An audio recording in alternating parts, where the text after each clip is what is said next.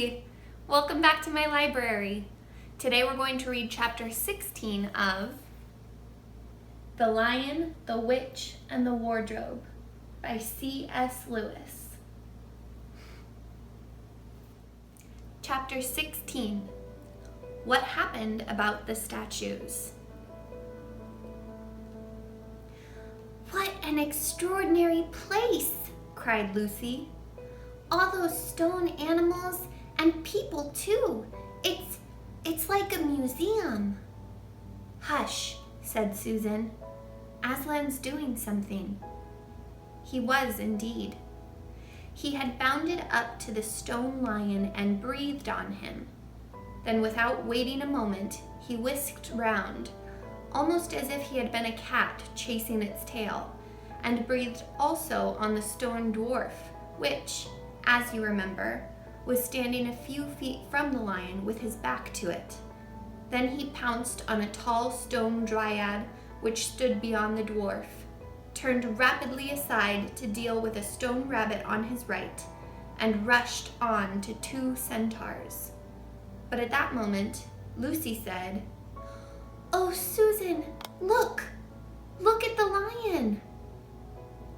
I expect you've seen someone put a lighted match to a bit of newspaper which is propped up in a grate against an unlit fire, and for a second, nothing seems to have happened.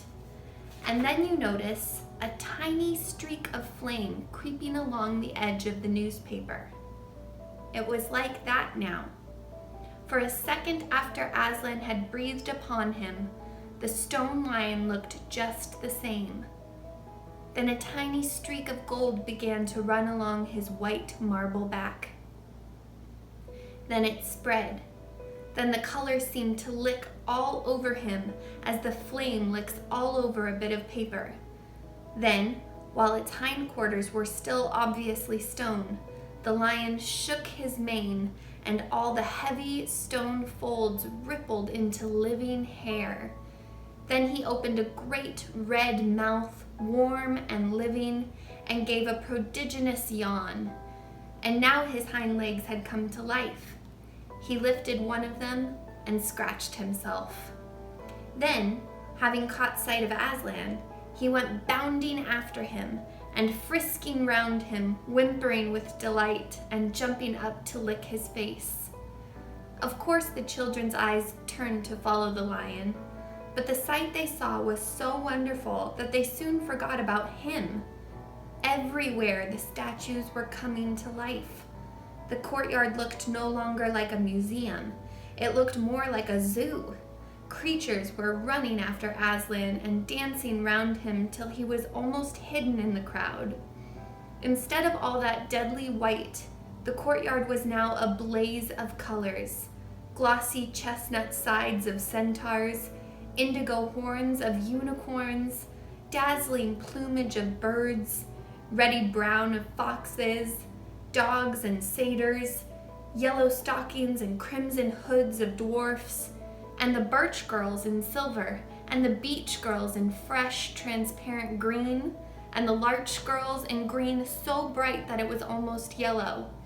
And instead of the deadly silence, the whole place rang with the sound of happy roarings, brayings, yelpings, barkings, squealings, cooings, neighings, stampings, shouts, hurrahs, songs, and laughter.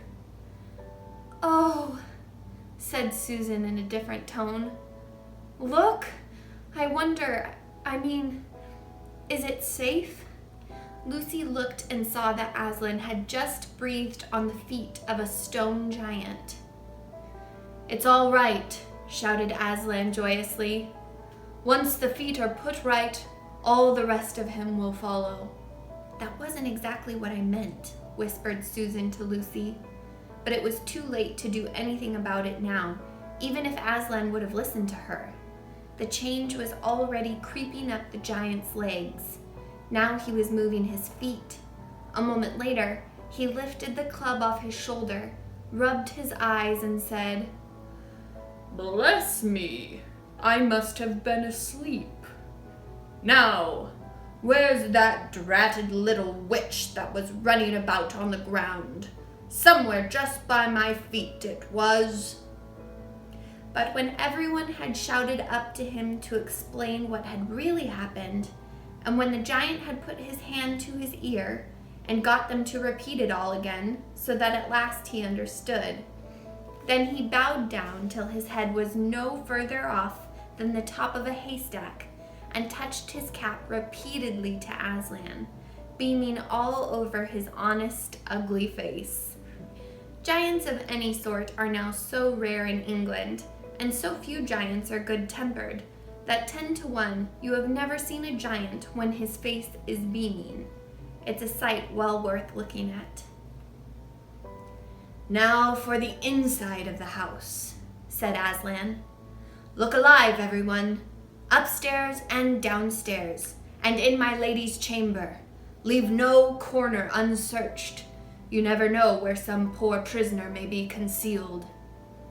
And into the interior they all rushed, and for several minutes the whole of the dark, horrible, fusty old castle echoed with the opening of windows and everyone's voices crying out at once, "Don't forget the dungeons! Give us a hand with this door! Here's another little winding stair! Oh, I say, here's a poor kangaroo! Call Aslan! Phew, how it smells in here! Look out for trapdoors! Up here! There are a whole lot more on the landing!" But the best of all was when Lucy came rushing upstairs, shouting out, "Aslan! Aslan! I found Mr. Tumnus! Oh, do come quick!" A moment later, Lucy and the little fawn were holding each other by both hands and dancing round and round for joy. The little chap was none the worse for having been a statue, and was of course very interested in all she had to tell him. But at last the ransacking of the witch's fortress was ended.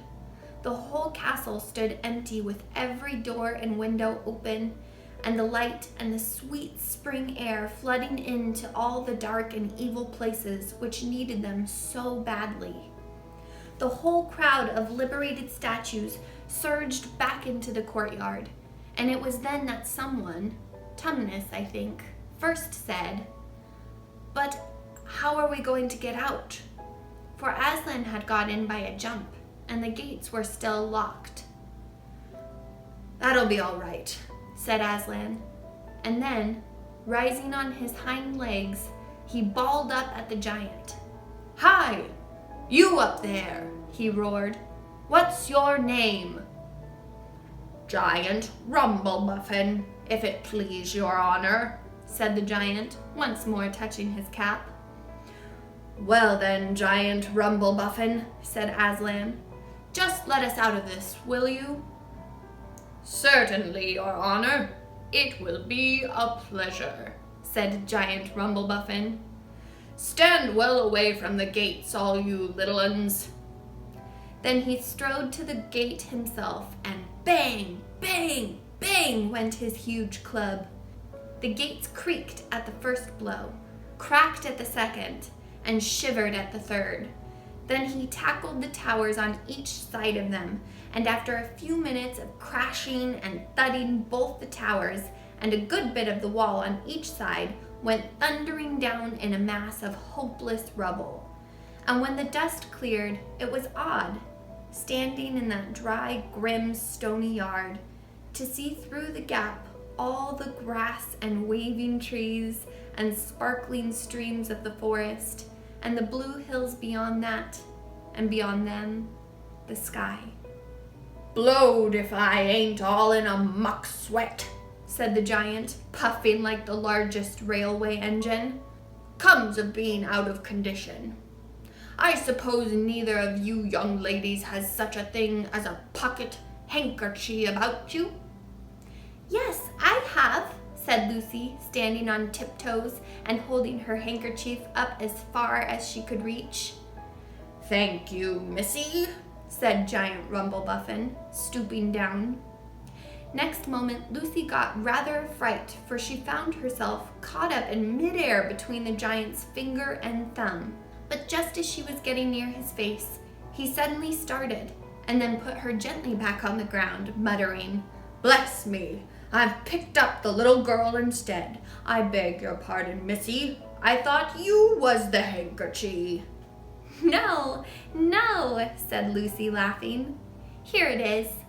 This time he managed to get it, but it was only about the same size to him that a tablet would be to you, so that when she saw him solemnly rubbing it to and fro across his great red face, she said, "I'm afraid it's not much use to you, Mr. Rumblebuffin." "Not at all, not at all," said the giant politely. "Never met a nicer handkerchie. So fine, so handy, so... I don't know how to describe it." "What a nice giant he is," said Lucy to Mr. Tumnus. "Oh yes," replied the fawn. "All the Buffins always were. One of the most respected of all the giant families in Narnia. Not very clever, perhaps. I never knew a giant that was. But an old family, with traditions, you know. If he'd been the other sort, she'd never have turned him into stone." At this point, Aslan clapped his paws together and called for silence. "Our day's work is not yet over," he said, "and if the witch is to be finally defeated before bedtime, we must find the battle at once."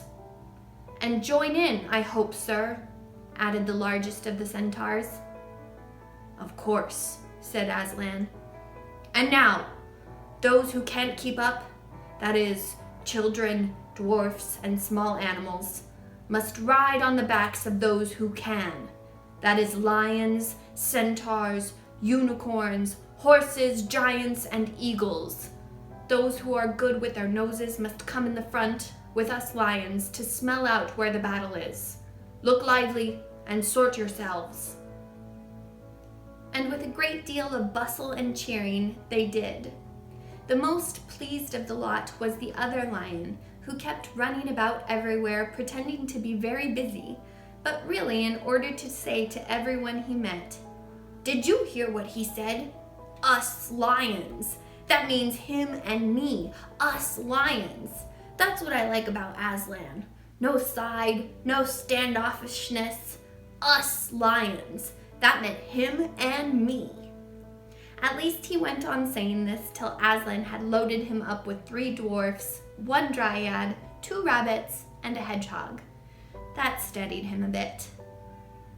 When all were ready, it was a big sheepdog who actually helped Aslan most in getting them sorted into their proper order. They set out through the gap in the castle wall. At first, the lions and dogs went nosing about in all directions, but then suddenly, one great hound picked up the scent and gave a bay. There was no time lost after that. Soon all the dogs and lions and wolves and other hunting animals were going at full speed with their noses to the ground, and all the others, streaked out for about half a mile behind them, were following as fast as they could. The noise was like an English fox hunt, only better because every now and then, with the music of the hounds, was mixed the roar of the other lion, and sometimes the far deeper and more awful roar of Aslan himself. Faster and faster they went as the scent became easier and easier to follow.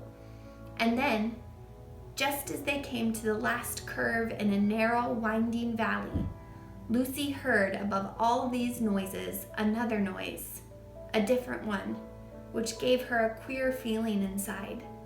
It was a noise of shouts and shrieks and of the clashing of metal against metal. Then they came out of the narrow valley, and at once she saw the reason. There stood Peter and Edmund and all the rest of Aslan's army, fighting desperately against the crowd of horrible creatures whom she had seen last night. Only now, in the daylight, they looked even stranger and more evil and more deformed. There also seemed to be far more of them. Peter's army, which had their backs to her, looked terribly few, and there were statues dotted all over the battlefield, so apparently the witch had been using her wand. but she did not seem to be using it now. She was fighting with her stone knife. It was Peter she was fighting, both of them going at it so hard that Lucy could hardly make out what was happening. She only saw the stone knife and Peter's sword flashing so quickly that they looked like 3 knives and 3 swords. That pair were in the center. On each side, the lines stretched out. Horrible things were happening wherever she looked. "Off my back, children," shouted Aslan, and they both tumbled off. Then, with a roar that shook all Narnia from the western lamppost to the shores of the eastern sea, the great beast flung himself upon the White Witch. Lucy saw her face lifted toward him for 1 second with an expression of terror and amazement. The lion and the witch had rolled over together, but with the witch underneath. And at the same moment, all warlike creatures whom Aslan had led from the witch's house rushed madly on the enemy lines. Dwarfs with their battle axes, dogs with teeth, the giant with his club, and his feet also crushed dozens of the foe. Unicorns with their horns, centaurs with swords and hoofs, and Peter's tired army cheered, and the newcomers roared, and the enemy squealed and gibbered, till the wood re-echoed with the din of that onset. And that's the end of chapter 16. We only have 1 chapter left in the book. What do you think is going to happen? Make sure you like and subscribe so you're here for the next chapter. See you soon.